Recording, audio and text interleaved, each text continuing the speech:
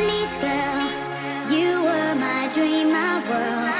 But I was blind, you cheated on me from behind. So on my own, I feel so all alone. Though I know it's true, I'm still in love with you. I need a miracle, I wanna be your girl. Give me a chance to see that you are made for me. I need a miracle, please let me be your girl. One day you'll see it can happen to me. I need a miracle, I wanna be your girl. Give me a chance to see that you are made for me. I need a miracle, please let me be your girl. One day you'll see it can happen to me, can happen to me.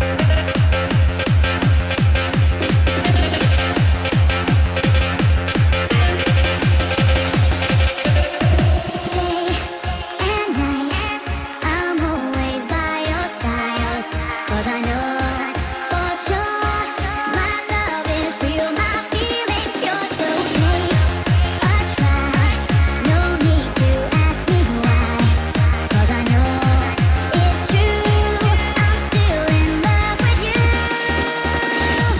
I need a miracle, I wanna be your girl. Give me a chance to see that you are made for me.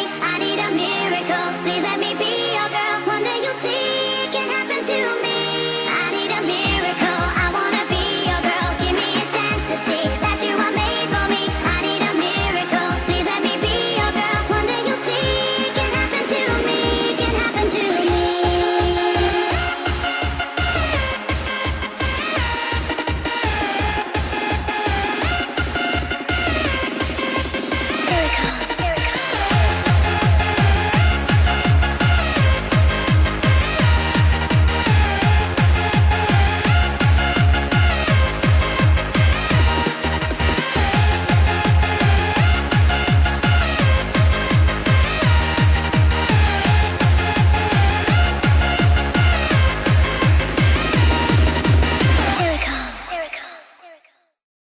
Here's a great way